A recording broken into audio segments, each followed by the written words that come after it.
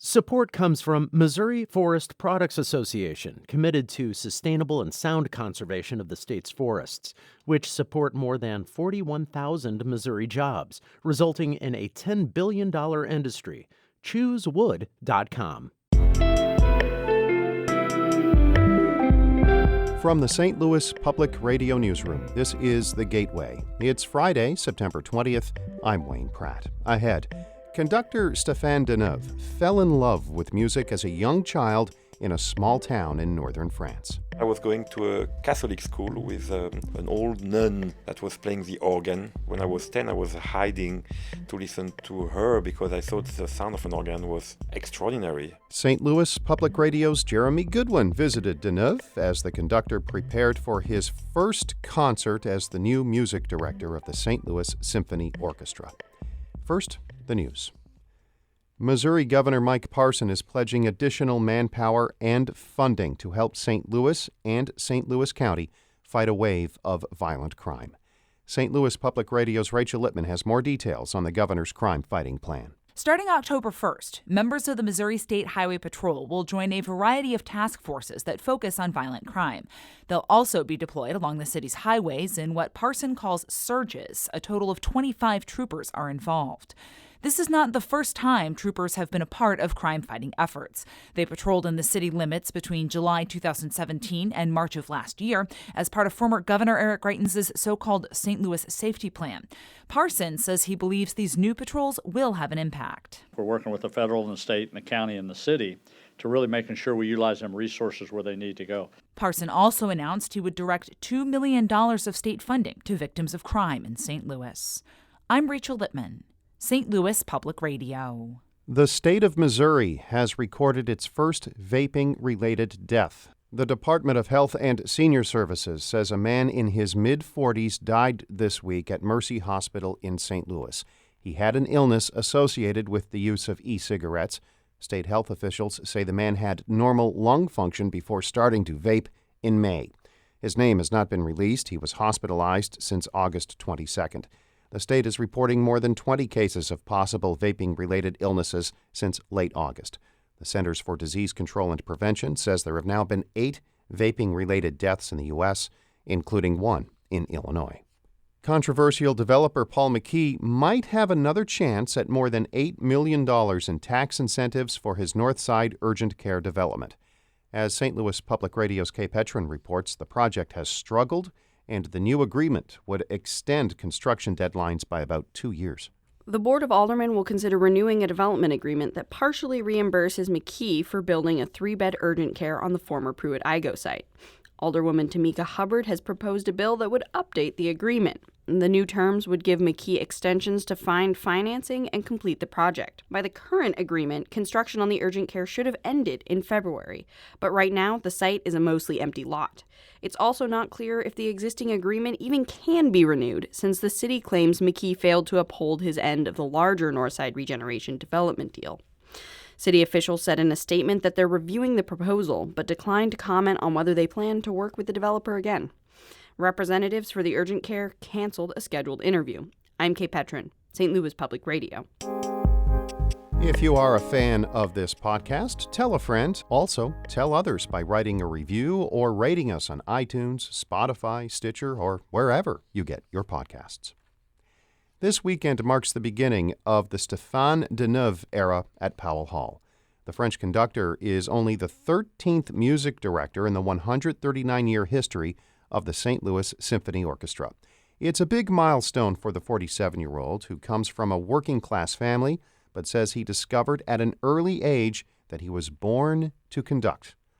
St. Louis Public Radio's Jeremy Goodwin has more. The day I visit Stéphane Denève at Powell Hall, he's very excited. A piano he'd asked for was delivered to his new office the day before, and he's eager to take requests. Anything you want to hear? What do you like? Oh man, want to play some pop music? Pop. Michael Jackson? Sure.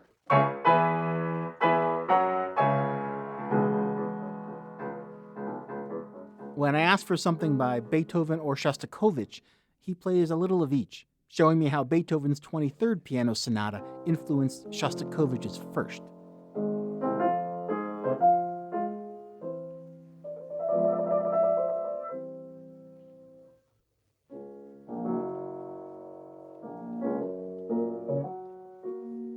But Denève was not hired for his piano playing.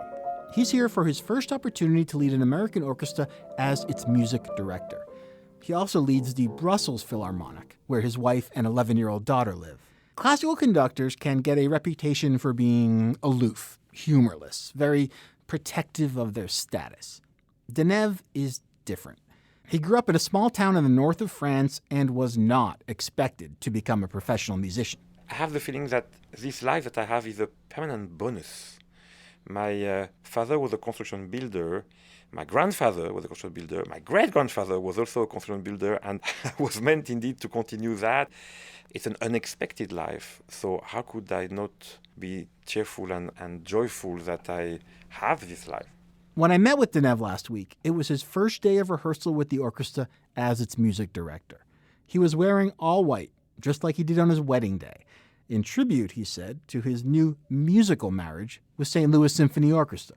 His first season at the helm consciously weds French and American influences. At rehearsal, Denève and the orchestra work on the overture to Candide, American composer Leonard Bernstein's operatic adaptation of the novel by Voltaire.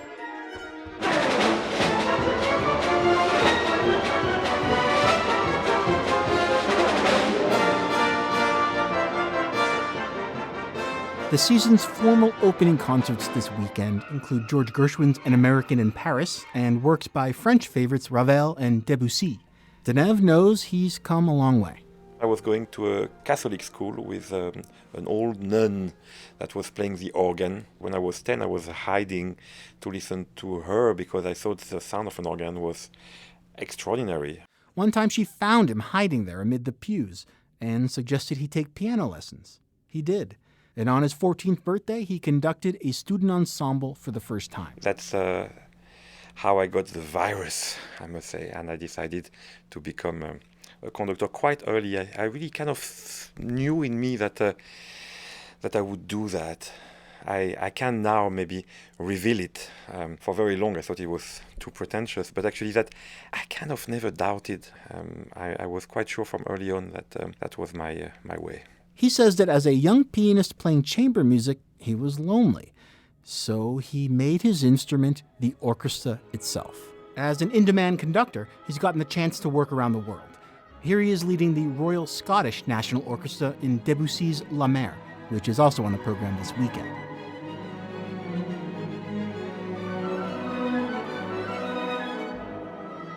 From very early on, I really got the pleasure of sculpting the sound, of communicating the joy of music with people. You feel so many different energies and you try to just put them together. He'll sculpt the sound in St. Louis more than a dozen times this season, in the first year of his new marriage. I'm Jeremy Goodwin, St. Louis Public Radio. Our David Casares edited that report. Shula Newman is the executive editor of St. Louis Public Radio. Music by Ryan McNeely of Adult Fur. I'm Wayne Pratt, and from the St. Louis Public Radio Newsroom, this has been The Gateway.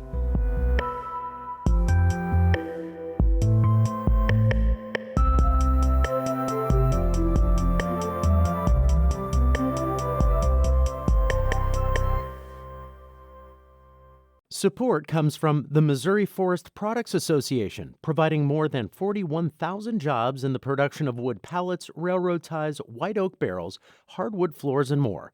Details at choosewood.com.